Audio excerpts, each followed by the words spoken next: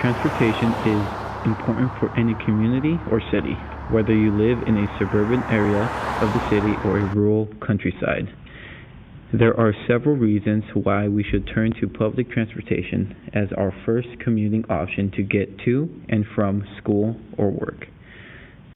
These can be related to environmental goals such as reduction in an individual's carbon footprint or carbon dioxide emissions generated from motorized transportation.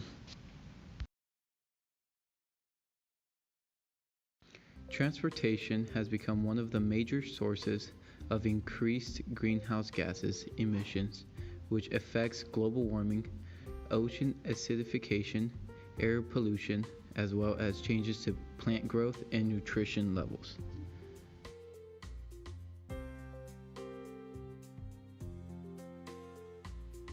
Although it was New York City's high population density that mainly pushed them to the adoption of public transit as their primary use of transportation, it has really aided them in creating an efficient system that is much less harmful to the environment.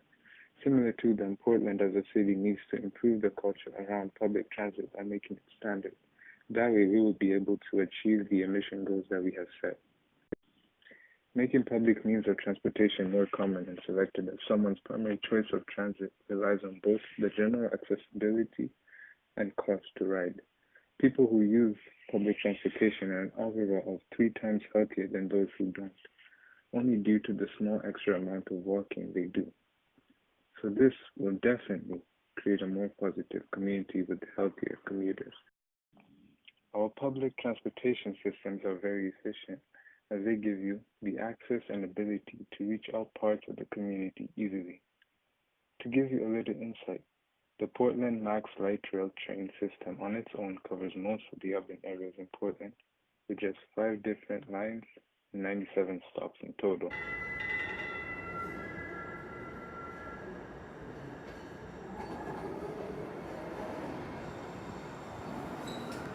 A strong infrastructure and good planning are the foundation of a good system, but Portland now needs a change in mindset to advance the use of public transit.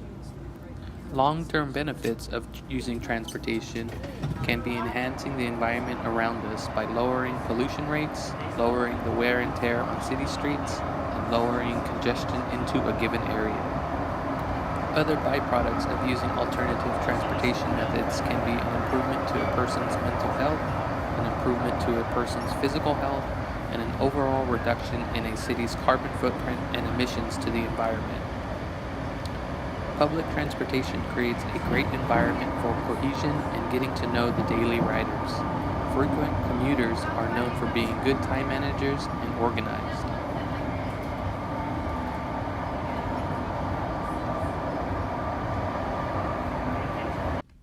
Max Lines transverse territories like the Tillicum Crossing and the Hawthorne Bridge, serving not only for public transportation, but for pedestrians and cyclists as well.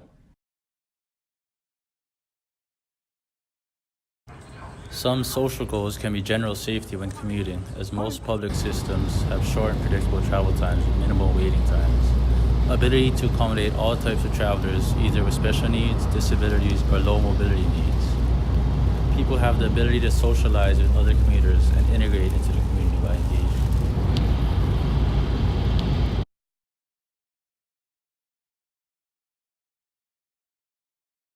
By utilizing alternate modes of transportation other than by traditional cars and trucks, users can be up to 3 times healthier, happier, and more connected to their community. While other forms of alternative non-motorized modes of travel are equally as appealing, such as Nike Biketown USA City Bikes or PBOT's Shared Electric Scooter Pilot Project, or just walking options to commute to and from school or work for leisure. Strengths of this approach are enhancing the foot traffic into local businesses and the ability for people to familiarize themselves to the city, its neighborhoods, and subdivisions.